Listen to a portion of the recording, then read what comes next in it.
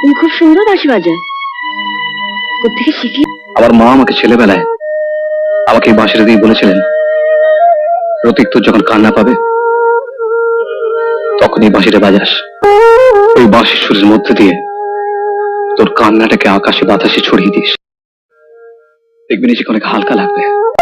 তাই এই জঙ্গলে যদি কখনো বাঁশির সুর শুনতে পান তাহলে জানবেন প্রতীক পেছনে হাউ হাউ করে কাঁদছে। তুমি নিজেকে এরকম বারবার বেজন্য বলছো কেন বাবা? সত্যি তাই বলছি। আমার বাপ আমার জন্ম দিয়েছিল পদবী দেয়নি, আমার মা আমার নাম রেখেছে প্রতীক। যেন তোর অনেক দুঃখের, অনেক যন্ত্রণা, অনেক চোখের জলের প্রতীক।